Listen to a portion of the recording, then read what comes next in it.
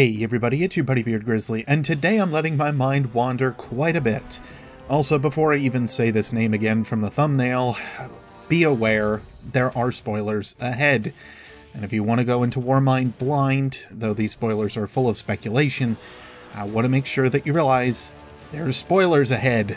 Now that I have given you ample time in order to leave this video because there's spoilers ahead. Did I mention there's spoilers? Alright, I'm just making sure. I want to attempt to explain what might be up with Nokris, especially trying to figure out why both the grasp of Nokris, the brood that has been named on the website, and the worm known as Xol is tagging along with them. We'll be diving into a few pieces of real-life science, the good old Books of Sorrow, and a few missions within Destiny 1. I want to give my thoughts, or at least start giving some reason why I feel Nokris is latched underneath this ton of ice on Mars. There are a few major questions I've seen over the last few days. Why are Nokris and Xol underneath the ice? Also, how are they able to survive given how the Hive keep on living? Why are they there to begin with? Also, more importantly, why Nokris isn't in any Hive database files except for one location? Why now has he chosen to awaken? Jeepers, that's actually a lot to cover. Let's get into it. First up, let's have a quick refresher for those unfamiliar with who Nokris is. Well, maybe. The only record we have of him, as I kind of alluded to before, is on Oryx Dreadnought, currently placed around Saturn. The only way, to my knowledge, to get here is by doing the Regicide mission, the final story mission in The Taken King. There are 3 statues, so let's give a listen to all 3. Again, just for a refresher. It's Oryx. These statues, everything here was created before Earth was formed. I wonder how many worlds Oryx has taken. The markings suggest this is a hive god, but I don't recognize the symbol. Nothing in the world's grave file either. The name is Nokris. There are no markings that suggest a carving tool. They were assembled and crafted through some kind of hive spell. I think this one represents Crota. The Crota scan seems to serve to simply show that Oryx erects these statues for a purpose, perhaps to commemorate or perhaps as a reminder of what happens to those that screw up, but at least thanks to the Oryx scan, we have a place to start. This is a long story, so buckle up. By all accounts, we're unsure when Nokris is, well, anything. Born, able to roam the wilds of space, what power they have, nothing. We're unsure purely of gender, influence, upbringing, really the whole 9 yards. Don't read too far into that. I'm not comparing him with the 9. You know, someone's gonna say it. The world's grave is a hive collection point. Think of it like a huge computer that keeps record of all the species and worlds that the Hive conquer, and species that they wipe out. Within these data files, as Ghost says, Nokris is not listed. This is only plaguing the idea that Nokris is either unimportant or they're kept a secret for a large reason. Being that Oryx has a statue made of them outside his chambers, I would vote for the latter. We'll touch base on this as we go, but for now, let's figure a time placement for Nokris' arrival in our system, and how this all connects to over 5 billion years ago. I know there's an inherent flaw that exists with carbon dating or marking the Dreadnought as an accurate point of time, or even a figurative one, and that's thanks to Akka, one of the Hive Wormgods, being the basis for this structure. Unfortunately, we don't really know how long Akka's been around, and if he actually does play a part in the dating of this structure, then this actually might be completely inaccurate. But let's go under the assumption that the Dreadnought is older than what Earth actually was formed. Earth itself is about 4.5 billion years old, while the Xol, our sun, is about 5 billion years old, around half of its overall life cycle. If it so happens that the Dreadnought is actually over 4.5 billion years old, then this starts to give us a constructive timetable to work with, a part of the formation of our solar system and the events of this Hive family. Some of you might be sick of hearing them, but I tell you what, the Hive always deliver in terms of keeping my brain going. Why I feel this time period is important to focus on is to showcase the brood of Oryx. We don't know many of his children, but we know of Crota, his son, whom he named the Eater of Hope. There is also his daughters, twins at that, called Irhalak and Iranuk. All three served within the story of the Hive, especially in how Crota may have even arrived in our system to begin with. Outlined within verse 410, or the 40th Grimoire card in the series of the Books of Sorrow, we see the Vex fighting against the siblings after Crota had ripped open a tear within Oryx's own throne world. I know for newer players that's a loaded sentence, but to sum it up quickly, think of a throne world as a respawn chamber. That's where strong Hive are able to go when their physical bodies are killed, and they can step out of that realm and try again. Think of Ghost Resurrection because it's somewhat the same thing. Definitely different, but kind of the same thing. There's one important segment to be pulled from this card, however. Oryx thought that he should study geometry like the Vex. It was the map of perfect shapes. But first, he had to punish imperfection. "My son," he said, "this is your punishment. Come home glorious, or die forgotten." He picked up Crota by the legs and threw him into the Vex Gate network. Crota battled through history, becoming a legendary demon. In his early centuries, he often spared a few victims to hear oaths and protests against his father. Later, he came to understand Oryx, and he made temples and monuments wherever he went.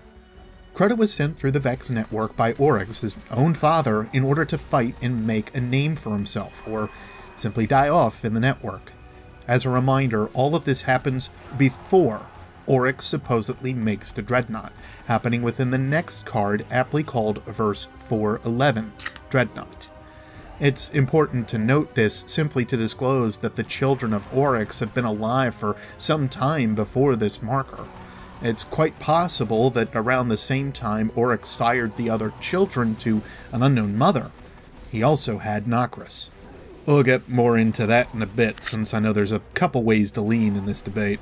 It's around this time, after the Dreadnought is formed, that Nokris is either sent away or leaves, taking Xol along with him.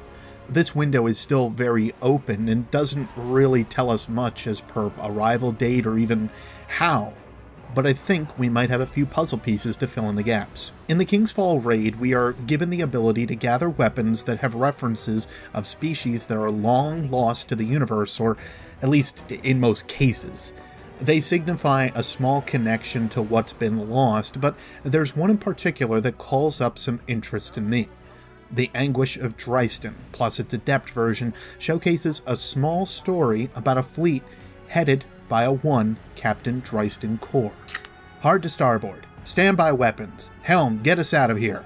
Engine's dead. Do we still have Earth signal? Tell them we were wrong. Captain Dryston Corps, First Fleet. There's also a Titan mark called the Spirit of Saturn, which seems to discuss this First Fleet, a ceremonial badge that has been around since Destiny Year 1. This indicates it may be related to the Golden Age, or perhaps a bit earlier in the city's lifetime. Back about a year ago, I had posted my thoughts on this weapon, plus the rest of the King's Fall equipment. I'm not going to say that what I've come up with is canon in the least, but I'm starting to see that these pieces are falling into place with another line of thinking. Just so you know that this is speculation on top of speculation.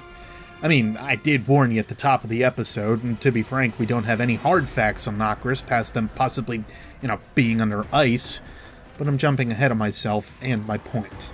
To make a long story short, NASA was attempting to understand why Saturn's storm clouds would crop up and act the way that they do.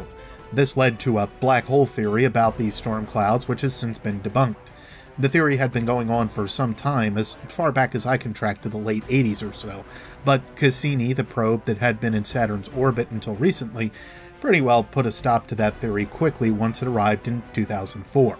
But, as I said in my video on the King's Fall weapons, let's roll with the thought that Bungie was messing with the crown jewel of our system being a catapult point to send and receive wanderers or otherwise. Somewhere along the line, Nokris is sent out to investigate a black hole in a further system.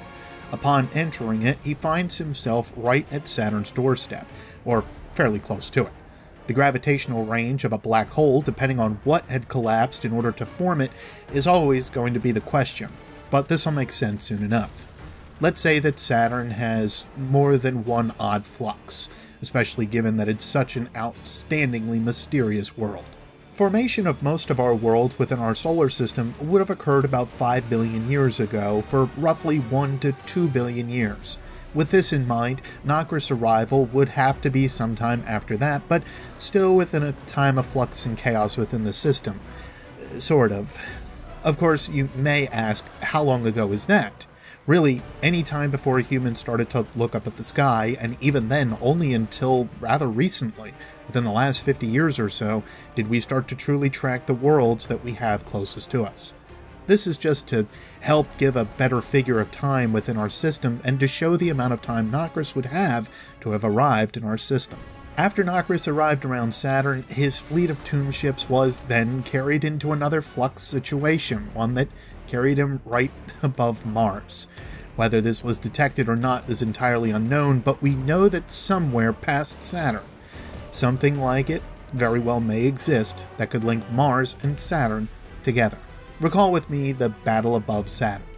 Here we see the Awoken fleet battling against Oryx and a one Prince Uldren steeped in combat within a small fighter craft, escorting in tow the large fleet's ships that house the Queen of the Awoken, Mara Sov, along with the Teshian witches and the like that comprise the Awoken's overall fighting force.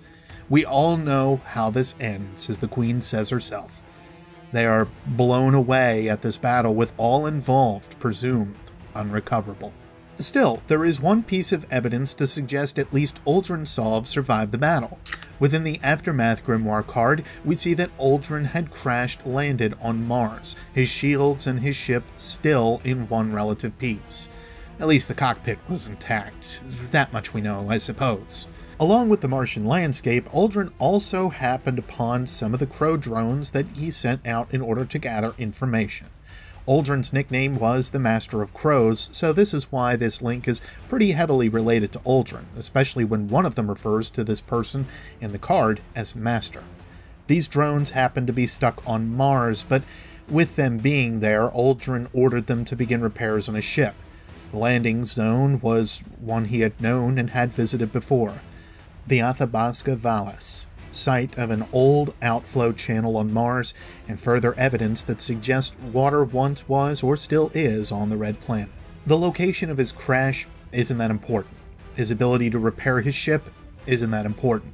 What is important is the fact that he went from Saturn to Mars and did so seemingly without an active jump drive, his ship in bad shape.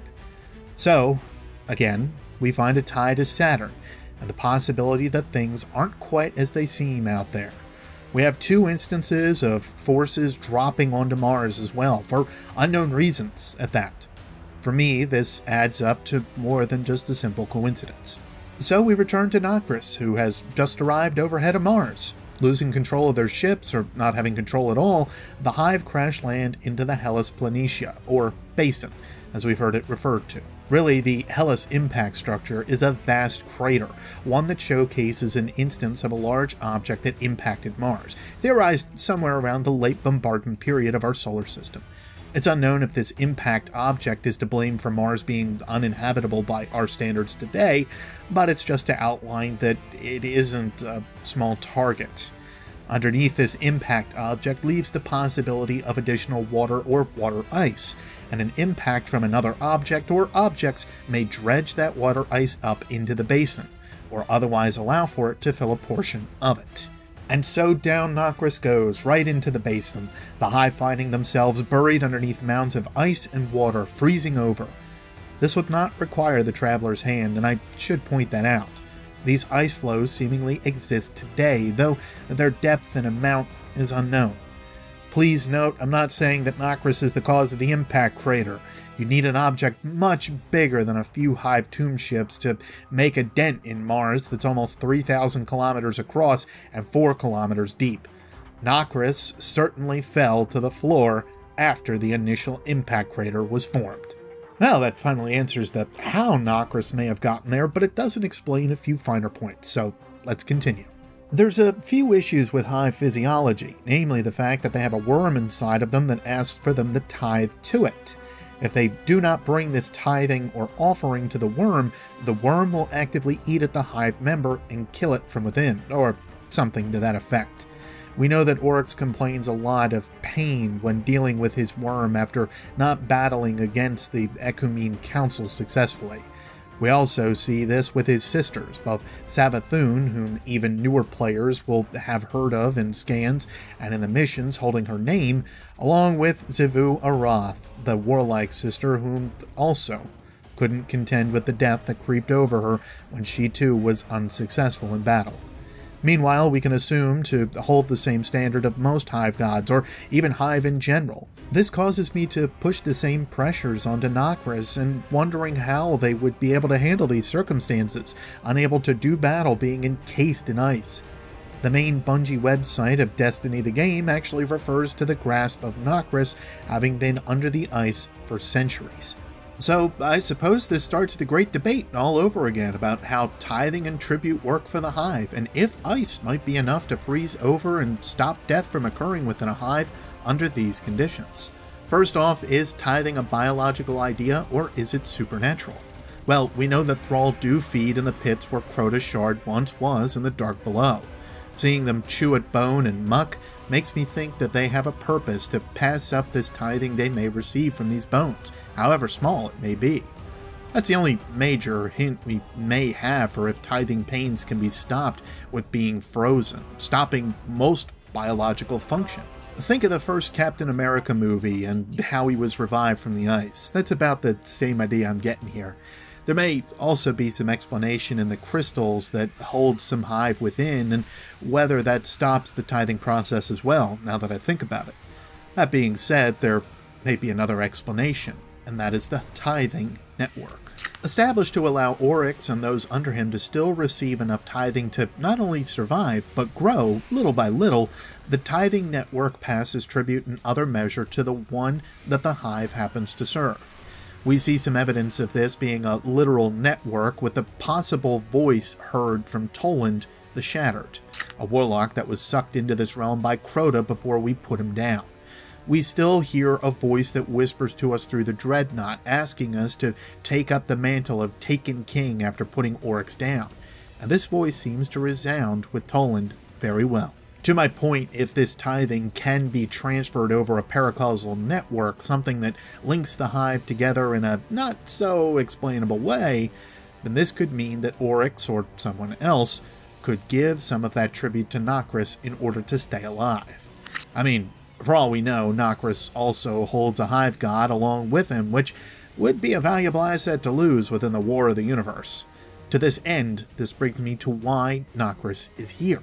With Nokris' importance of being labeled the Herald of Xol, I would have to ask why a banishment would be the case of this member of the family. For me, this sounds like a fairly important position, one that, after some time, Oryx would have to throw Nokris into the role of and make them get to it, but one that makes a tragic instance like this, where Nokris is marooned on Mars, a bit more troublesome for Oryx and his conquests. Another question some may have is if Xol is considered an important member of the Wormgods, if Nokris has been sent away for banishment. I would have to conclude they are, considering Xol is one of the words that Toland had been able to pick up on within his studies in the Hive. Xol, and Yule are all the larger figures to be seen from his research, with Akka being the only one of the major Wormgods we know not being mentioned. And Akka's dead from Oryx's hand, so that makes a bit of sense, at least to me. Alright, so I keep harping on Nokris being them and not really defining them. Who do I think Nokris is, or in some cases, what? If this is indeed them from the teaser images we've seen, since source code does kind of tease this image is linked to Nokris in some way, then I have to say that this is a child of Oryx. The reason comes down to the look of this character. The crown, in particular, is a feature that is shared with Oryx, these two longer protrusions from the sides of the head. This matches exactly with Oryx, and is seemingly not a constant in this form of the other Hive we know of so far. I'm not saying crowns aren't common, but this style of crown, and this style of these horns, outstretched to either side of the character, isn't commonplace. Crota doesn't share this look, however, so it's not entirely indicative of the character's parental origins, but it's the best connection I can make. It also would give indication of a highly biological link that the hive still share from parent to child, and it would back up my thinking of the tithing being slowed by freezing temperatures, as the hive would also be quite a bit more alive than dead, as the worms might make us believe. I'm also likely to think that Nokris, or at least this hive that we see, is a wizard, or at least after digging into a few other examples and screenshots, that's what I can kind of tell. It's seen floating off the ground a slight little bit. From what we know of wizards, they are female, but this contradicts the staple of prince that we know of. It may very well just change the terminology that we see within the game, or then again, it may not. Within the Books of Sorrow, Xol calls the three sisters princes. This happens in card 9 or in verse 1-9. Let's check out these couple excerpts. We want to help you, princes. We offer to each of you a bargain, a symbiosis. We ask one thing in exchange, O princes. If you do, your worm will consume you, and as your power grows, O princes, so will your worm's appetite. Hive use a lot of highly masculine terms. Wizard and knight are somewhat interchangeable, but being they don't seem to possess a queen morph and instead only call it a king morph, this leads me to guess they focus more on these masculine terms, or as just how we translate their language into what we understand. That said, I'm taking bets on whose scream is going to be worse, either Nokris or Omnigul's. The other quick thought is that Nokris may be Oryx's mate, and was the mother that spawned Crota and the sisters. This definitely has merit, but again I would point out the crown if genetics hold any bearing to how Hive do breed. If not, then yes, I think the mother option is very plausible. Then again, with the official website calling the Hive Prince a he, that theory really gets blown out the window, at least by, well, most cases, I guess. Oh boy, this got complicated. Just to sum it up, I do go along with the thinking that Nokris is a he. It's just a matter that there are a lot of conflicting stories that we kind of have through the Books of Sorrow and otherwise. Just to kind of give you a few examples on what's going on here. That's all. And of course, until we get further info, both of these are just conjecture. I just wanted to stress the point. Still, there's one last troubling element that falls in line with Nokris. Why are they on Mars, or even in our system to begin with? This is the largest piece of speculation, but it falls in line with the name, the Herald of Xol. This is, perhaps, a way for Oryx to try and spread his forces out in order to gain additional tithing to the network. It could have been whatever force entombed these hive on Mars underneath the ice averted our downfall much earlier on than we could have ever even known about. Perhaps the Nine, since they've demonstrated some control over portals, so some believe? Your guess is as good as mine on this one. We know that the Hive are able to carry on battles for quite some time, especially when Oryx waged war on the Ecumene for 100 recorded years of their time. And that was just the beginning of it. Admittedly, we don't know how long that really is, but if it does translate to 100 Earth years, then Nokris being entombed under the ice for, say, 1,000 years may not be out of the realm of possibility. It would fall in line with everything pretty well.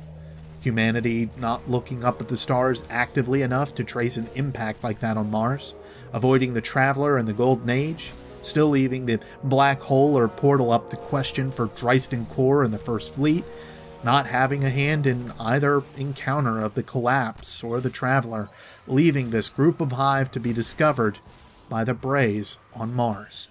For me, that's perhaps the largest revelation of it all.